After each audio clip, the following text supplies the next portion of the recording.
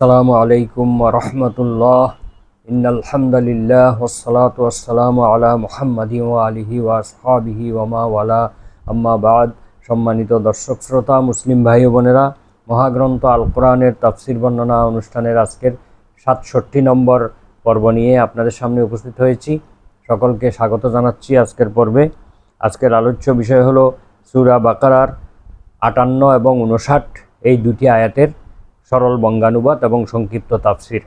তো আসুন আমরা শুরু করি। আউযু বিল্লাহি মিনাশ শাইতানির রাজিম। বিসমিল্লাহির রহমানির রহিম।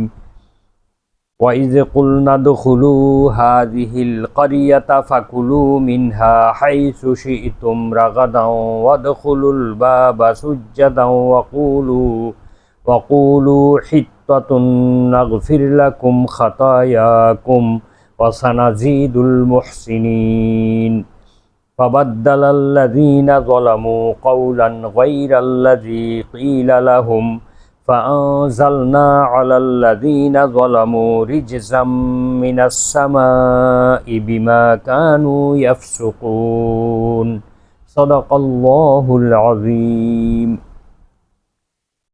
সূরা বাকারা আয়াত নম্বর ৫৮ এবং ৫৯। ৫৮ নম্বর আয়াতে আল্লাহ বলেন, স্মরণ করো সেই সময়ের কথা যখন কুলনা আমরা বললাম, উদখুলু হাযিহিল কারিয়া তোমরা এই নগরে প্রবেশ করো, এই শহরে প্রবেশ করো। ফাকুলু মিনহা হাইসু শিতুম অতঃপর এই নগর থেকে যেখান থেকে ইচ্ছা তোমরা যা কিছু ইচ্ছা তোমরা ভক্ষণ করো, তোমরা খাও। রাগাদান স্বাচ্ছন্দ্যে। ওয়াদখুলুল বাবা সুজ্জাদান শহরের প্রবেশদ্বার দিয়ে গেট দিয়ে প্রবেশ করার সময় তোমরা অবনত মস্তকে প্রবেশ করবে। ওয়াকুলু হিত্তাতুন এবং মুখে তোমরা বলবে আমরা ক্ষমা প্রার্থী। হিত্তাতুন অর্থ আমরা ক্ষমা প্রার্থী। এই হিত্তাতুন শব্দ বলে তোমরা প্রবেশ করবে। নাগফির লাকুম খাতায়াকুম আমি তোমাদের সকল অপরাধ ক্ষমা করে দেব। ওয়াসানাজিদুল মুহসিনিন এবং সৎকর্মশীলদেরকে আমি পুরস্কার আরও বৃদ্ধি করে দেব। ৫৯ নম্বর আয়াতে আল্লাহ বলেন, ফাবাদ্দালাল্লাযীনা যালামু অতঃপর বদল করলো, পরিবর্তন করে ফেললো। আল্লাযীনা যালামু যারা জালেম হয়েছিল তারা পরিবর্তন করে ফেললো কওলান গায়রাল্লাযী ক্বিলা লাহুম তাদেরকে যেই কথাটি বলতে বলা হয়েছিল সেই কথাটি তারা পরিবর্তন করে বলল। ফাআনজালনা আলাল্লাযীনা যালামু রিজজাম মিনাস সামা ফাআনজালনা অতঃপর আমি নাজিল করলাম আলাল্লাযীনা যালামু জালেমদের উপরে রিজজাম মিনাস সামাই আসমানি এক মুসিবত বা আসমানি একটি শাস্তি, আকাশ থেকে একটি শাস্তি নাজিল করলাম। বিমা কানু ইয়াফসুকুন তারা যে পাপাচার করেছিল, যে দুষ্কার্য সম্পন্ন করেছিল, এই দুষ্কার্যের কারণে তাদের জন্য আমি আকাশ থেকে একটি কঠিন শাস্তি অবতীর্ণ করেছিলাম। এ হচ্ছে আয়াতের সরল অনুবাদ। এখানে আল্লাহ তাআলা বনী ইসরাইলদের উপরে যেই অনুগ্রহ করেছিলেন তার আরেকটি অনুগ্রহের বর্ণনা দিয়ে শুরু করেছেন। সেটা হলো তারা যখন তিহের ময়দানে অবস্থান করতেছিল ৪০ বছর ধরে, তারা সেখানে মান্না এবং সালওয়া নামক খাবার তারা গ্রহণ করত, যেটা আল্লাহ তাআলা সুবহে সাদেক থেকে সূর্যোদয় পর্যন্ত অবতীর্ণ করত আকাশ থেকে।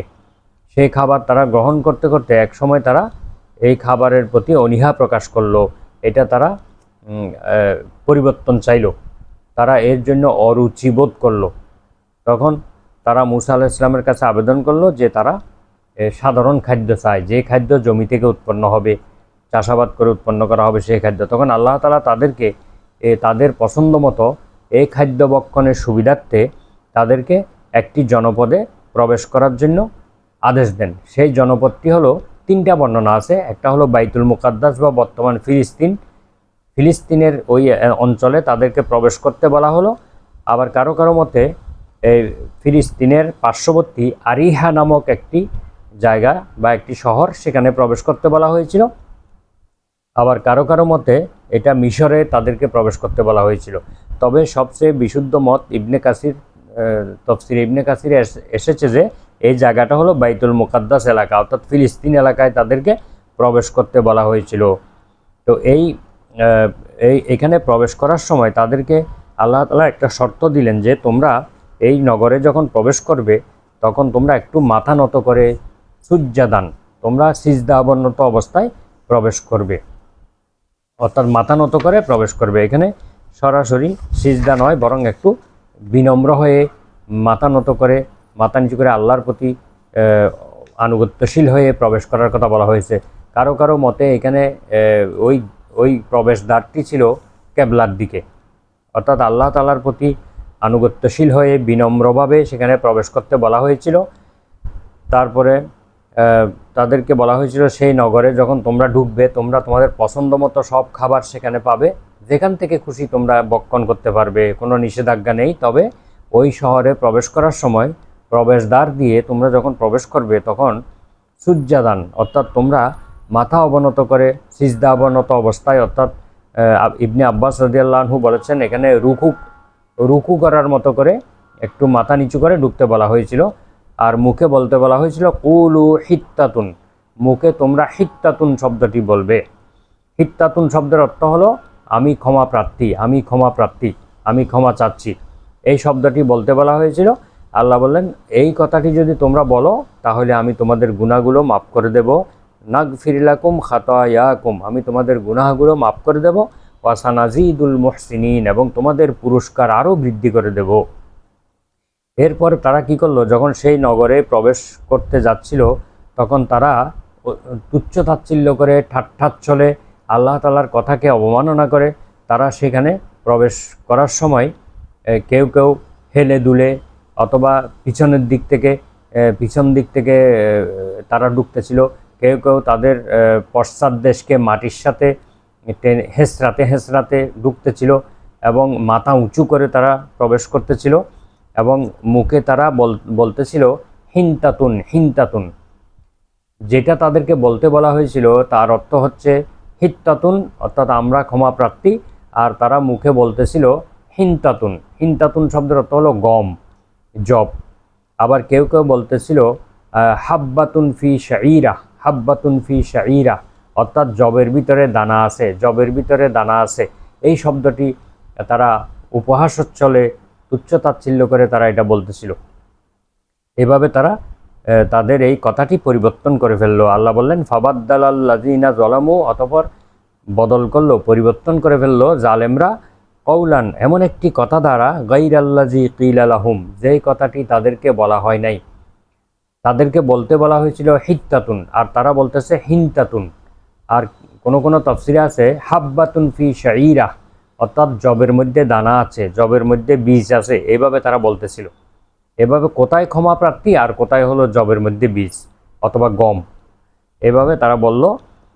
আল্লাহর কথাকে পরিবর্তন করলেন। এতে আল্লাহ তাআলা রাগান্বিত হয়ে, আল্লাহ তাআলা তাদের উপর ক্রোধান্বিত হয়ে তার গজব নাজিল করলেন। ফাআনজালনা আলাল্লাযীনা যালামু, অতঃপর এই জালেমদের উপরে আমি নাজিল করলাম রিজজাম মিনাস সামা, আসমানি বালা, আসমান থেকে একটি বালা মুসিবত শাস্তি তাদের জন্য নাজিল করলেন। বিমা কানু ইয়াফসুকুন, তারা যে পাপাচার করেছিল, তারা যে দুষ্কর্ম করেছিল, আল্লাহ তাআলার এই কথাটি না বলে অন্য কথা বলছিল এবং যেভাবে প্রবেশ করতে বলা হয়েছিল তার উল্টোভাবে তারা প্রবেশ করেছিল, বিভিন্ন অঙ্গভঙ্গি করে নানাভাবে তুচ্ছ তাচ্ছিল্য করে তারা প্রবেশ করতেছিল। এই অপকর্মের কারণে তাদের উপরে আসমানি বলা বা আসমান থেকে একটি ব্যাধি নাজিল করা হয়েছিল এবং তাতে তারা অনেকেই ধ্বংস হয়ে যায়।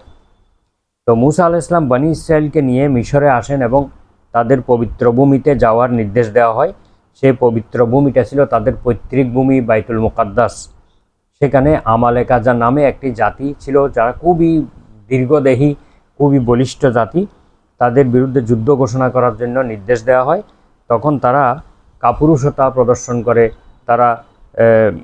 তারা সেখানে যাবে না বলে জানিয়ে দেয় এবং তারা বলে ইযহাব আনতা ওয়া রাব্বুকা ফাকাতিলা ইন্না হাহুনা কাঈদুন। অন্য আয়াতে এসেছে তারা মূসা আলাইহিস সালামকে বলল, হে মূসা, তুমি এবং তোমার রব তোমরা গিয়ে যুদ্ধ করো, আমরা এখানে বসে থাকলাম। এভাবে তারা বিদ্রুপাত্মক কথাবার্তা বলল। তখন আল্লাহ তাআলা তাদেরকে এই কথার শাস্তি স্বরূপ তাদেরকে তিহ নামক একটি ময়দানে, যেটা সিরিয়া এবং মিশরের মধ্যবর্তী একটি ময়দান, সেখানে তাদেরকে এমনভাবে আল্লাহ তাআলা বিভ্রান্তির সাথে ঘুরে বেরিয়েছেন, তাদেরকে 40 বছর যাবৎ তারা দিগ্ভ্রান্ত হয়ে, আত্মবোলা হয়ে, জ্ঞানহীনভাবে তারা সেখানে 40 বছর ঘুরে বেরিয়েছিল। এটাও একটা আল্লাহর পক্ষ থেকে একটা তাদের জন্য শাস্তি ছিল। এই শাস্তির মধ্যেও আল্লাহ তাআলা তাদেরকে ধাপে ধাপে অসংখ্য নিয়ামত দিয়েছিলেন। মেঘ দিয়ে ছায়া দিয়েছিলেন, মান্না সালোয়া নাজিল করেছিলেন, পানির ব্যবস্থা করে দিয়েছিলেন, ফেরাউনের অত্যাচার থেকে তাদেরকে মুক্ত করেছিলেন। তারপরে এই জন্য এইটাকে তিহের ময়দান বলা হয়। তিহ শব্দের অর্থ হলো বিভ্রান্ত হয়ে, দিগ্ভ্রান্ত হয়ে ঘুরে বেড়ানো। তো ওই মাঠে তারা 40 বছর তারা অতিক্রম করেছিল। এই ব্যাপারে পবিত্র কোরআনে মুসা আলাইহিস সালাম তার সম্প্রদায়কে বললেন,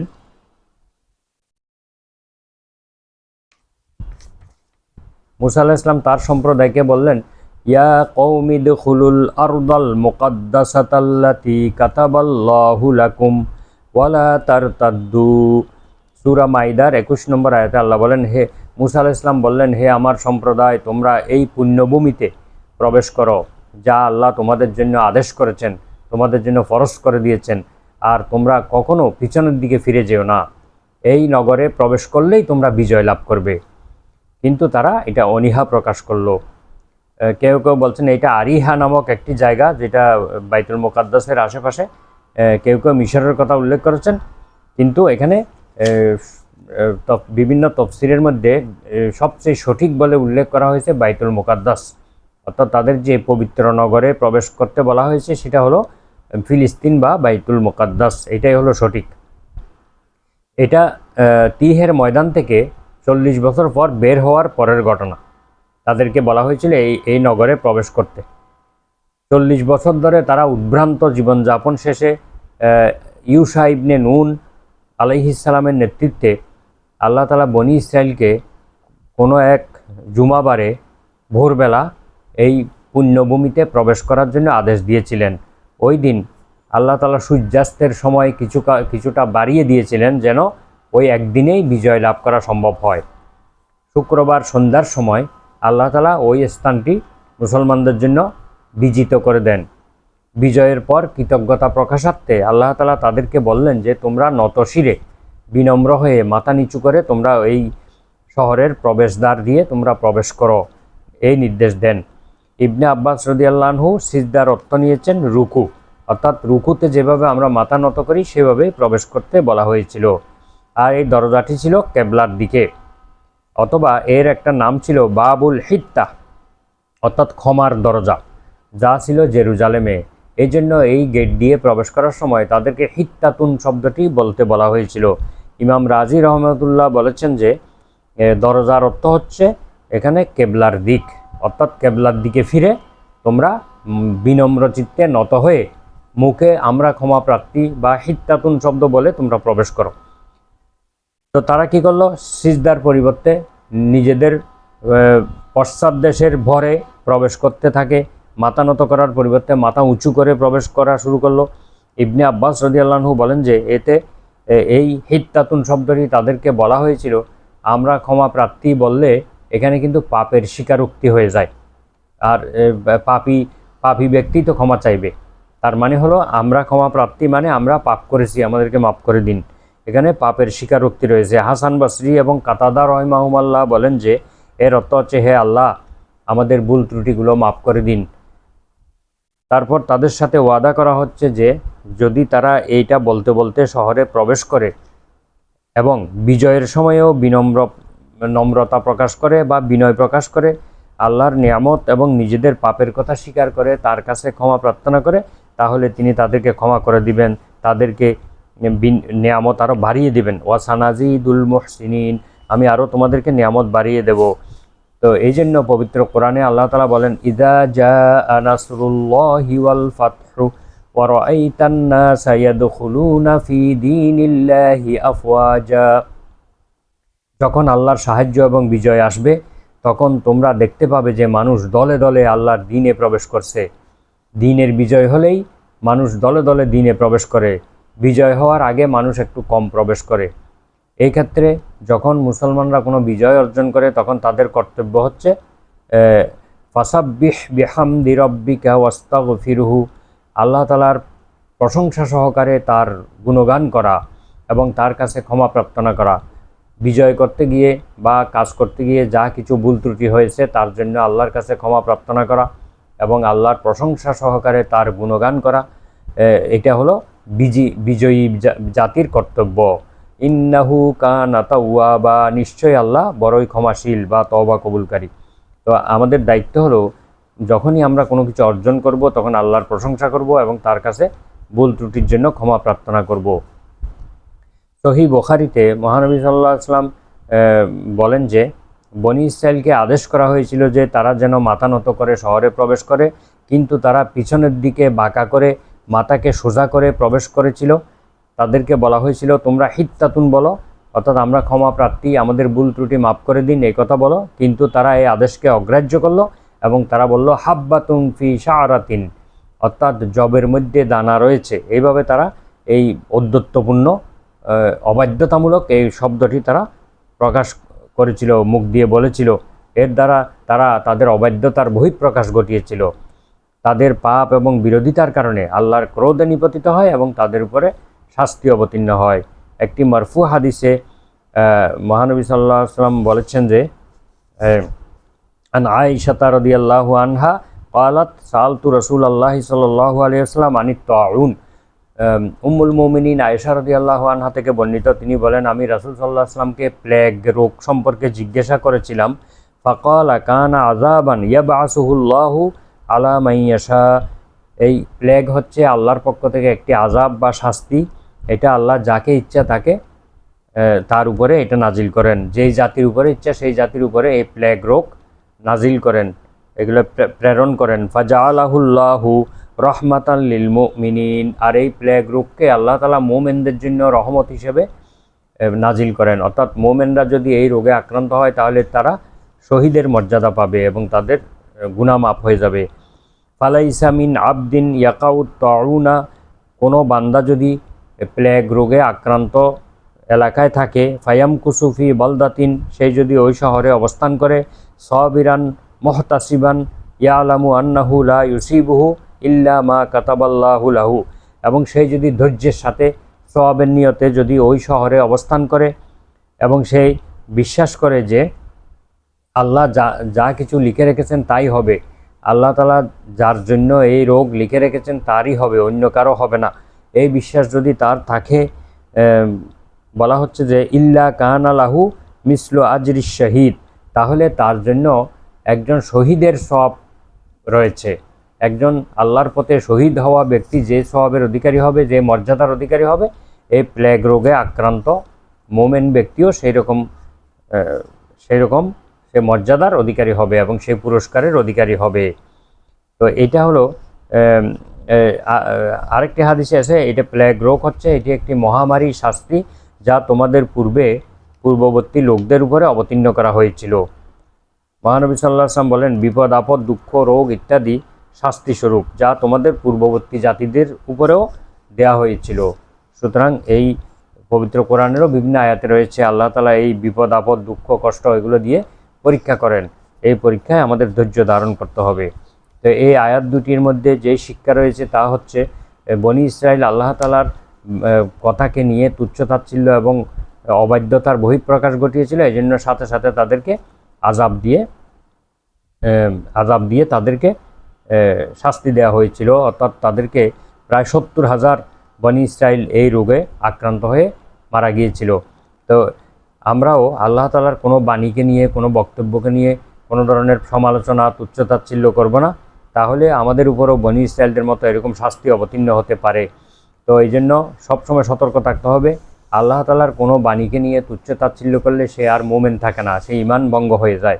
এবং আল্লাহ তাআলার কোনো বাণীকে পরিবর্তন করা যাবে না, যেভাবে বনী ইসরাইলরা পরিবর্তন করে একটা জায়গায় আরেকটা বলেছে, এই রকম কথা কোনো কিছু পরিবর্তন করে বলা যাবে না। যেভাবে আল্লাহ তাআলা নির্দেশ দিয়েছেন সেভাবেই তার কথা এবং কাজ, তার আদেশ নিষেধ বাস্তবায়ন করতে হবে, না হলে আমাদের উপরও সেই ধরনের শাস্তি অবতীর্ণ হতে পারে। এই ভয় ভীতি রেখে সর্বদা আল্লাহ তাআলার আনুগত্য করে তার আনুগত্যের চরম পরাকাষ্ঠা প্রদর্শন করতে হবে।